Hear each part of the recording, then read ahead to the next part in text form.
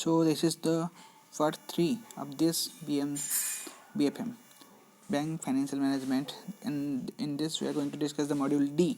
Right, here 50% theory, 50% numericals are there. So here you can also have the same 20 to 25% mark in the exams. So this is somehow you can cover the theory but very easily in short period of time, right?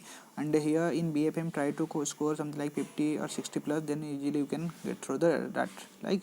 So here first one is, let me discuss this first: components and assets, components of assets and liabilities in banks and bank balance sheet and their management. There will be some ratios, balance sheet, there will be quick ratio, ODI, current ratio, and this is somehow easy because in the AVM paper we have discussed the ratio part in the module D. Right, this is also somehow covered the same thing. There will be some ratios, debt equity ratio, current ratio, quick ratio. These are the important ones. So they will ask the same ratio once in the exams also. There will be some more, right? So this is with respect to the bank's balance sheet. So next one will be like banking regulations and capitals. So here 1998 Bank of International Settlement Bank for International Settlement Capital. There will be some tier 1, tier 2 capital, and these will be some numericals. So the tier 1 will be like the capital, the main capital. Tier 1 is the main capital, right, or core capital you can say. Tier 2 will the supplement, that is capital. So there will be some components in all these tiers. So here components, we need to know that what are the components will be covered in the tier 1 and tier 2, right? So there will be 1 to 2 marks from this.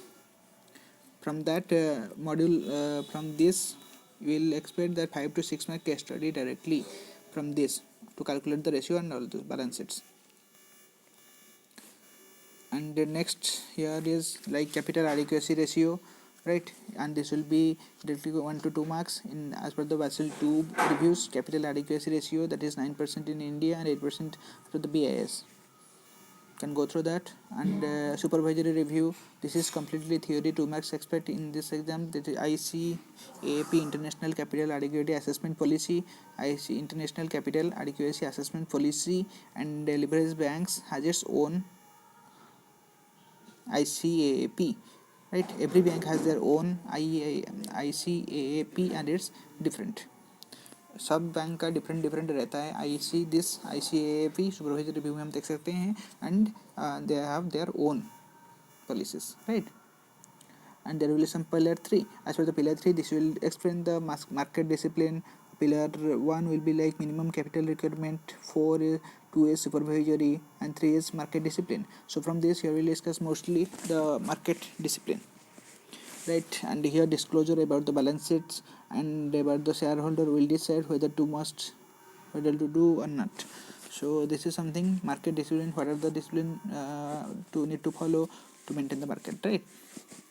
So the last one is very important one, that is asset classification and provisions. This is very important. You will definitely have 5 to 6 marks from this only, asset classification and provisions, right? So try to cover this, something NPS, SMO, SE1, SM2 doubtful, and all those things. Provision of subtracted, 15% secure, and all those things. D1 doubtful 1, doubtful 2, doubtful 3, lost assets.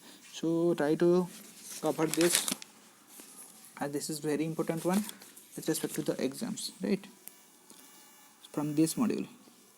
So liquidity management, again some theory, types of risks, funding risk, capital funding risk, and time management. And next one will be, right, so these are the liquidity related risks. These are the theory. You have to read some basic things, just have some idea regarding this.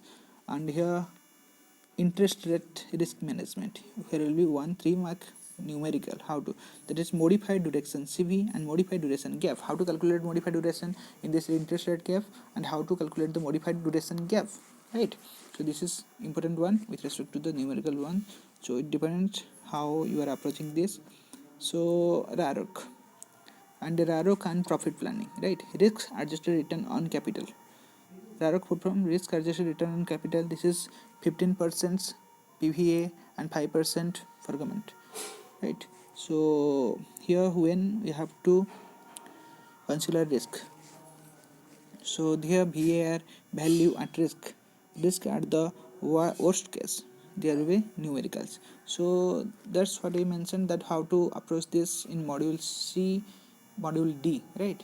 So there are some important parts like balance sheet, some ratios, and next one will be like what is that, NPA calculation, right? This is NPA, these are the numericals we are going to get it, and this is somehow easy. Try to cover the theory first and then focus on these chapters more, right?